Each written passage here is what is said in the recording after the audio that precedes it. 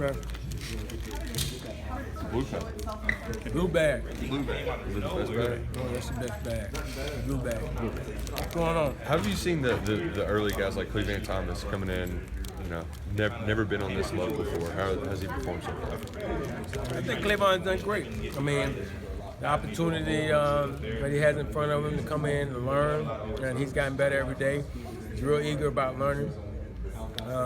We've met with him extensively. He loves coming in and learning extra stuff. And that's a good thing. You know, freshmen, a lot of times they talk to the game about coming in and learning stuff, and they don't follow through, but he's on point. He wants to learn. He asks a lot of questions. He's eager to get better, and he's done a good job. Eddie said he's doing both slot positions now. How tough is that to know both of them at the time? It's kind of tough to learn both slot positions, but you know, he wants to do it, and you know, he's done a good job. Like I said, he asks questions now. He does not shy away from asking questions, and that's a good thing. You know, most kids are like the pride and the ego get in the way of maybe not knowing what to do, but he'll stand on the side and he'll ask, hey, what was that play again? You know, he's always inquisitive about what's going on. I'm very aware of his surroundings, so you know, he's doing a really good job. Eddie said guys like Blake Bowman and Jabari Greenwood are sort of identical, that you're looking for consistency from them to know that you can count on them. How are they doing developing that consistency early this spring? Well, you know, since I got here, that's the thing that we've harped on, being consistent. And, you know, it's just not on the field. It starts off the field. And I think the guys are really taking the challenge, and they understand that we demand that. They've gotten better. You know, even as far as not being on lists where they miss classes, not missing tutors, those things go a long way with me. You know, and it will and it has kind of deter guys from even thinking about missing class. So, you know, once you become a consistent person off the field, you'll definitely be a consistent person on the field. What's the punishment for missing class? You don't want to do that. You don't want to. You know, it's, you know, and basically, I mean, I can't whoop them. You know, they're not my kid or anything, but at the same time, you know, I know where they want to go, and you know, when they feel like they disappoint.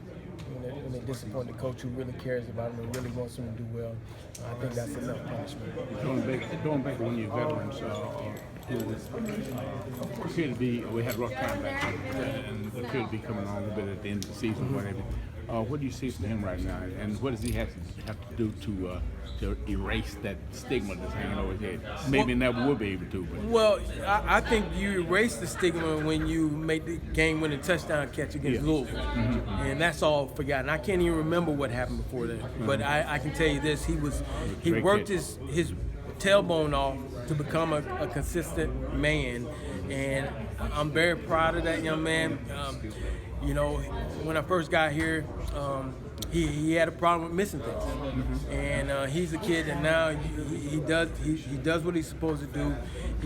A lot of people don't know. Last year he was being bothered by a hamstring. He finally got healthy at the end of the season, and he finally put it together. And I mean, I can tell you this: the Georgia Tech catch was a beautiful catch. The Louisville catch was a beautiful catch. And the things I told him after the Louisville catch is, you know what? Everything that you've done beforehand, people are gonna forget about this. I don't think about that because let me tell you something. A lot of people do. Let me tell you something. Let me tell you something. He saved a lot of people's jobs with that Eastern Kentucky touchdown. Right. He saved some jobs with that Louisville touchdown. Right. So I can tell you this: he's a much better player now. He's a much better person, first of all, and a much better player. And I'm very proud of that young man. He comes to practice every day, and he comes to get better. And I'm very proud of him. Do you think he has no toughness not to listen to the noise? Well, yeah, we talked about that. You know, the noise is what it is. You know, if you're going to be successful in this game, there's going to always be noise. Right. Hell, if you're in the pros and you turn on the radio, talk radio, they might be talking about getting rid of it. Right. But you got to be able to endure it. The fans in the bars or whatever you go, the grocery store, they're going to always talk. But you got to be mentally tough that when you get in between those lines, that you will do your job and you'll do it to the best of your ability. Right. How do you feel about the wide receiver core right now compared to when you first got here, just overall? Losing those guys, Timmons, obviously, but that, was big. They graduated or moved on. But I think what we have now is a group that they're all working together to be better, and I appreciate that. I mean, they take a lot of pride in just being a group. There's no real individuals. Everybody wants to help each other out. No selfishness. I'm not saying those guys were, but I'm just saying it's a different mentality in that room now, and we appreciate that. And I think we're going to be a better group. Is it kind of tough? The offense kind of switched to more run-based late in the season. As a wide receiver yourself and coaching them, is that kind of tough to deal with for a guy? Well, as a wide receiver, you have to look at it like this. When I do get my chance, I got to make my play. And if I go out, I get my blocks, I do what I'm supposed to do, I stay in the game. And later on in the game, we're going to throw the ball. At some point, you just got to be able to make your plays. I mean, it can be as a receiver, it can be pretty, we got to block again, but it is your job to get it done. But it's also your job when they do throw the ball to make the play. And those guys understand. We got to be successful any way we can. And if we got to run the ball, we'll run it. And if we got to pass it, we'll pass it. I mean, the great thing about this offense is you can do both.